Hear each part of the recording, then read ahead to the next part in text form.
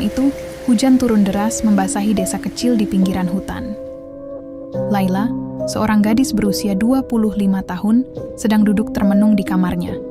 Sudah seminggu terakhir dia merasa tubuhnya lemah, sering mual, dan perutnya terasa aneh. Sejak kejadian malam itu, dia mulai merasa ada sesuatu yang berubah dalam dirinya. Semuanya bermula ketika dia pulang larut dari rumah temannya.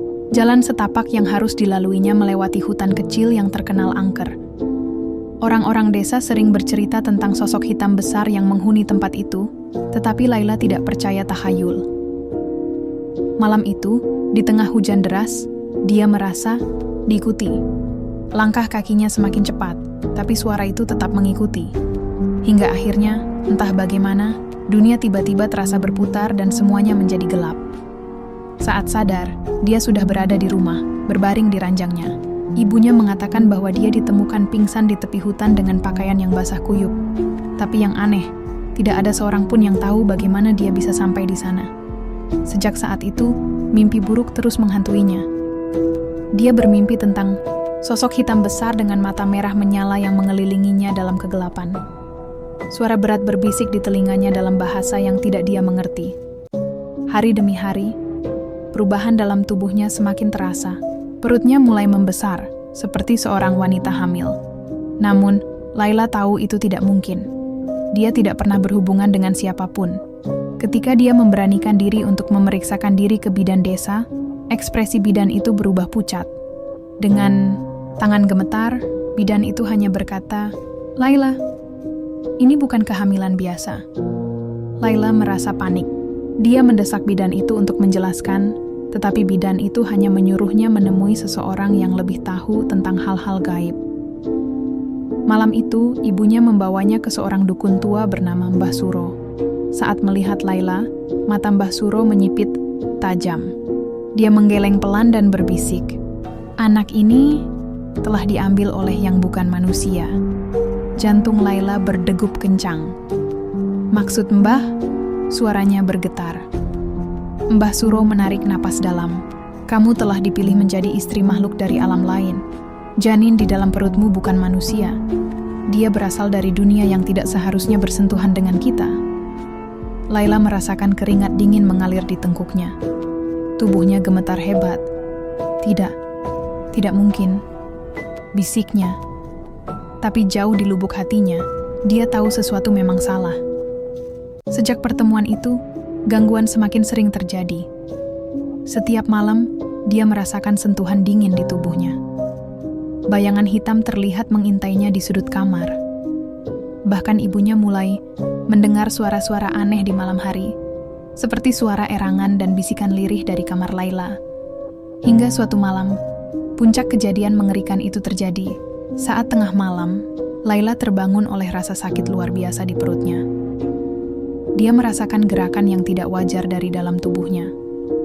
Seakan-akan sesuatu di dalam perutnya sedang bergerak dengan cara yang tidak manusiawi. Dia menjerit, tapi suaranya tertahan di tenggorokan. Di sudut kamar, bayangan itu muncul. Sosok tinggi besar dengan mata merah menyala. Laila bisa merasakan tatapan penuh kepemilikan dari makhluk itu. Dia mencoba bergerak, tapi tubuhnya seakan lumpuh. Makhluk itu mendekat, lalu berbisik dalam suara berat yang terdengar langsung di kepalanya, "Anak kita sudah hampir lahir." Malam itu, Laila tidak lagi bisa menolak takdirnya. Dia tidak tahu apa yang sebenarnya tumbuh dalam tubuhnya, tapi satu hal yang pasti, dia bukan lagi manusia biasa. Laila menggigil, tubuhnya terasa panas dan dingin dalam waktu yang bersamaan. Perutnya bergerak dengan cara yang tidak manusiawi, seperti ada sesuatu yang merayap di dalamnya. Dia ingin berteriak, ingin kabur, tapi tubuhnya terkunci di tempat. Sosok hitam itu semakin dekat, tatapannya begitu tajam, seakan menegaskan bahwa Laila adalah miliknya. Ibunya yang tidur di kamar sebelah tiba-tiba mendengar suara gaduh dari kamar Laila. Tanpa berpikir panjang, dia berlari dan membuka pintu kamar anaknya. Namun, yang dilihatnya membuat tubuhnya langsung lemas.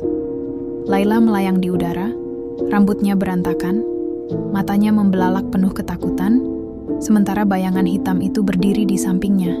Ruangan dipenuhi hawa dingin yang menusuk tulang. Dan di perut Laila, ada sesuatu yang bergerak dengan bentuk mencuat dari dalam kulitnya.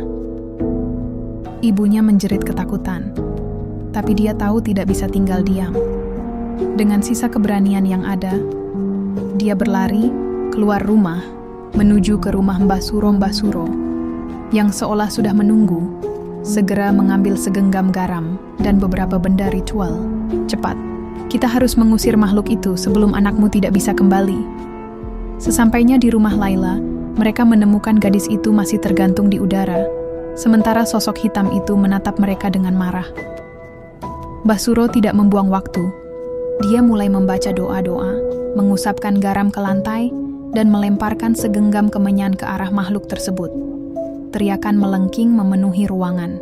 Sosok hitam itu bergetar hebat, tubuhnya mengabur seperti asap, tapi dia tidak menghilang begitu saja. Dengan suara menggelegar, dia berkata, "Dia sudah milikku. Anak kami akan lahir, dan tidak ada yang bisa menghentikannya."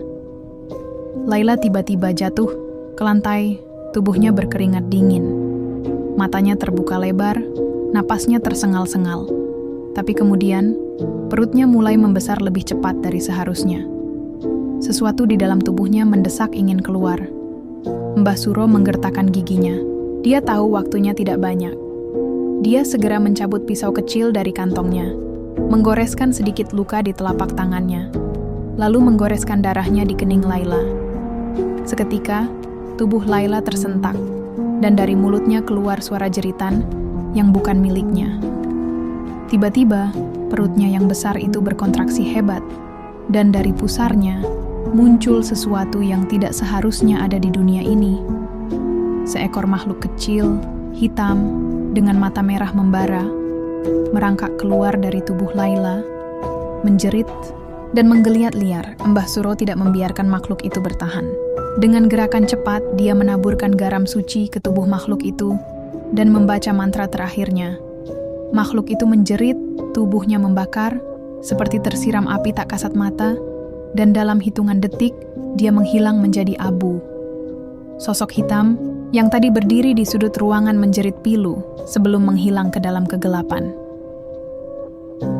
Saat semuanya berakhir, tubuh Laila terkulai lemas. Napasnya masih ada, tapi sangat lemah. Ibunya segera mendekapnya sambil menangis. Mbah Suro menghela napas. Sejak malam itu, Laila tak pernah lagi dihantui oleh mimpi buruk atau sosok hitam itu. Namun, satu hal yang masih membekas, setiap malam bulan purnama, dia selalu merasa ada mata yang mengawasinya dari kegelapan, seolah-olah sesuatu masih menunggunya.